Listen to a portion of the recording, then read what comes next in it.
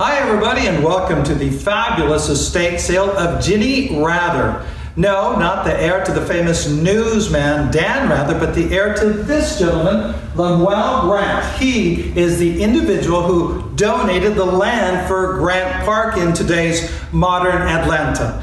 My name is George Franco, and no, I'm not just a pretty face on Fox 5 News. I'm also a licensed auctioneer. With me now is Gary Braswell, the owner of PeachTree Bennett Gallery. And Gary, first of all, why is this gentleman so important to this collection? Well, this is Lemuel Grant. This is not an item you're going to be able to have the chance to compete and bid on because the family is donating this to a museum here in Atlanta.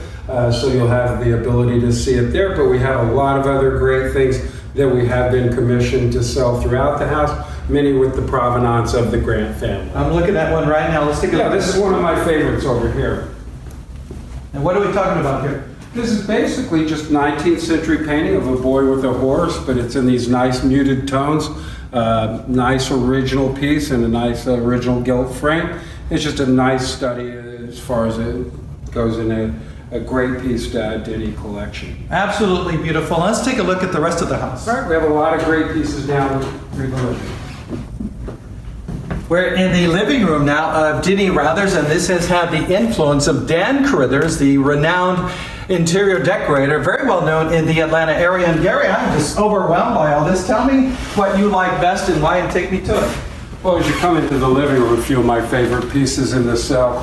One is the Sterling Reposé tea service, a very nice heavy quality set with the sterling tray and everything with a beautiful floral reposé. And the age of this, the date? This was about 1880, just a very nice quality to it too. And the bowl is really interesting. They refer to it as the Grant family bowl, something that was basically descension passed down in the family through the Grant family. A nice acquisition, but a later one of the family was the Renagle painting, late 19th century English. A lot of other items that have a very tasteful items of a very good quality. And what are we looking at over here? I see these mugs here. One of the groups that there's an extensive collection of Royal Dalton mugs, character mugs with all different figures. There's probably about 150 of them. They've been put together in about 4 or 5 groups as far as quantity goes. That'll be a nice offering, and it should be a good buy for somebody. And you've got some fabulous furniture here. Yes, a lot of the furnishings did come through Dan Carruthers, and then others were sort of an accumulation of the family and inherited pieces and pieces that were acquired from different sources. The nice center table, a little bit later, a good decorator quality piece. Okay, I'm sorry. I have to see this Prada. Yes. The devil wears Prada. There is some designer clothing and stuff along that line too. Some stuff that's a little bit more contemporary. A great little lot to me is this little vintage sort of salesman trunk. Everybody's probably familiar with the regular full-size trunks, but this is a very nice late 19th century strapped and banded sort of miniature salesman sample or doll trunk. That's what a salesman would carry back 100 plus years ago. Yeah. And again, more of the character mugs, a wonderful secretary. And this line is fabulous. The lion figure, there's a few of those around, some nice little bronze ones. Here's a nice little group of framed engravings of various species of lions and tigers and exotic animals. And these are not prints. These have age and value and history to them. Tell me about that. These are hand-colored 19th century etchings that they later put in these marbleized mattings with the burl frames, but it brings a good decorator quality to an antique element. And you like some of the artwork. Tell me about this piece over here. Basically on the Stingberg, this is a contemporary artist that the family did collect some work, so there's a few in the estate, noted here in the Atlanta area. Some other nice items, the Chinoiserie lacquered table is a nice little item. And she was into equestrian. Yeah, there's some crops, there's some other writing paraphernalia around, things along that line. Well, I don't know what somebody would do with that other than whip a horse, but we'll leave that alone. Some of the other items that I really found of note are back here in the dining room. There's just going through some different things. There was this nice little group of medals and some really early campaign buttons that are a bit to the rare side that are quite nice. And these are campaign buttons from, this is Atlanta, an original button of the emblem, the motto of Atlanta? Yes, yes. And these are all basically Southern campaign buttons and military medals and things along. One of the things I find the most interesting just to kind of peruse through is an old Southern Bell Telephone and Telegraph Company phone book. It's back when the telephone numbers were 4 digits here in Atlanta. And look how thin this is now. Can you imagine the difference between today this and today Atlanta? Another nice gentleman's lot is this nice case Tantalus set, which basically has the bar glasses and all the drinking glasses. Lifts out.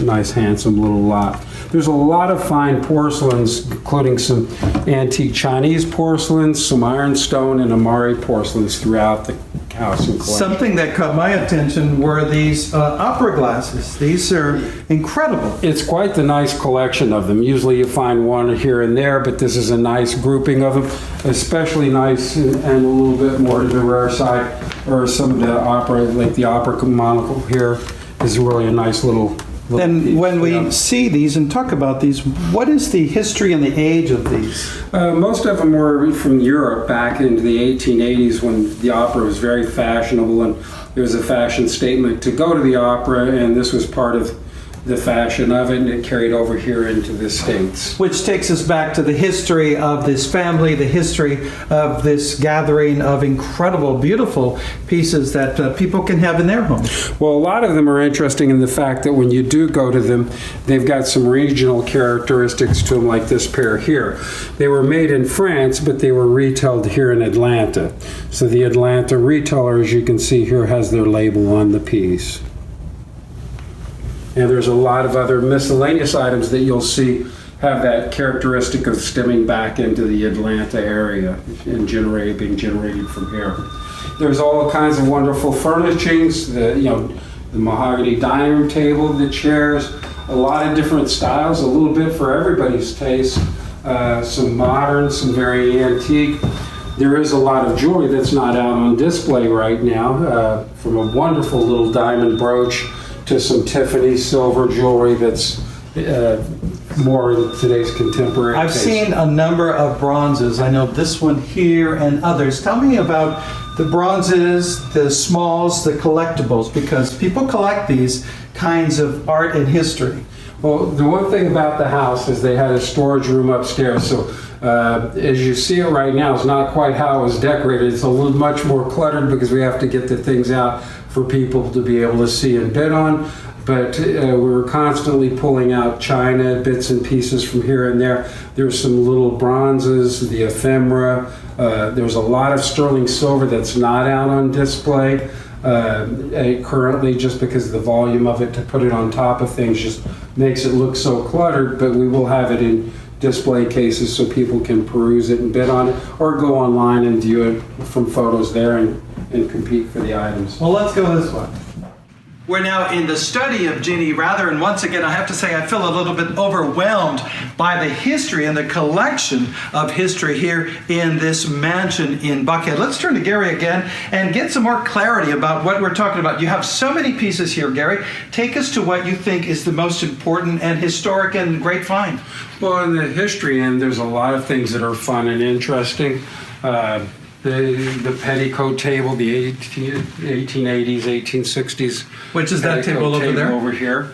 It's a little dark there in the corner, but I think you could see that. There's a lot of nice tea caddies and boxes. One of the things I find interesting that pertains back to Atlanta's history right here on the table is these ribbons. And these ribbons, I think, are really interesting, the condition and everything of them. This is Atlanta Fire Company number 1, 1851, 1892. There's one that goes back to 1851. 1851. And there's some Philadelphia Atlanta ones thrown in here.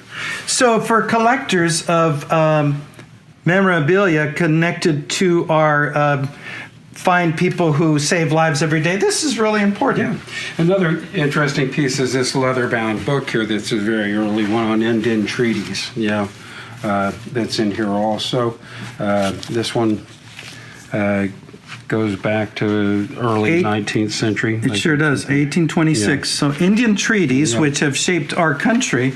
Once again, more of history of Atlanta and Georgia here from a very renowned family, the family that's connected to Grant Park, the donation of the land for Grant Park. And what else do we have in here? There's a lot of leather bounds and books that from different sources. We don't know exact source of all of them. So some of them are probably early family books or from different venues. And there's a little grouping of them that are basically books that are based on Georgia and Atlanta, that we put a little group of those together in the catalog. And along these, with a lot of the nice bronzes. Yeah, tell me about these bronzes. These are just nice little collection they have all through the house of the little 19th century bronzes. There's some along here. They're kind of scattered around on the shelves, and they make nice little decorative items for any home. Yeah. And when I hear 19th century, we're not talking 1900 anything. We're talking 1800 1800s, something. yes. Yeah, so we really do have age and history connected to all this. Yeah, there's some antique furniture, and then again, there's some later decorative furniture, a nice mix. And this coal box here, I found this interesting earlier. Yeah, it's got the original shovel on the back end of the coal scuttle, too, which is a nice feature that a lot of times you find them, but often without the shovel. I mean, I'm sure people don't have this way of life anymore, but this takes us back to what it was like 100, 150 years ago. The coal-fired stove in the different rooms. Well, I have to say, this has been a fabulous collection. I don't think you're going to find anything like this anywhere, whether it's online or on site. And I understand that you've got a preview. On-site preview is Thursday from 5 to 9, and then Friday from 10 to 4. Tell us about that. Well, the nice thing about this is that it's an online bidding platform that we've been doing, where everything pretty much starts at $1 and people come in, view and bid, and where it finally gets to is where it sells. So there'll be a lot of great bargains and a lot of interesting items in this venue, and a lot of these things are going to go out and find new homes and people who will enjoy them. And the important part about this is finding new homes. These have been in this home for many generations now, and in this family for many generations. And now this family, through this estate sale, is distributing this to people not only in Georgia, but anywhere across the world. Yes, yes. And there's a good opportunity to come in and view the items in person and bid on them. There's a big advantage to that, to being right here, being able to buy them and come and pick them up right here. And by the way, I love the point of our video. You have to come and take a look. Let me show you one other thing which I particularly enjoy. That is a 10-song music box from the late 19th century, 1890 something. So one of many, many items here at this fabulous estate sale. Gary, it's been a pleasure. Thank you. And ladies and gentlemen, please do yourself a favor and be part of this great estate sale.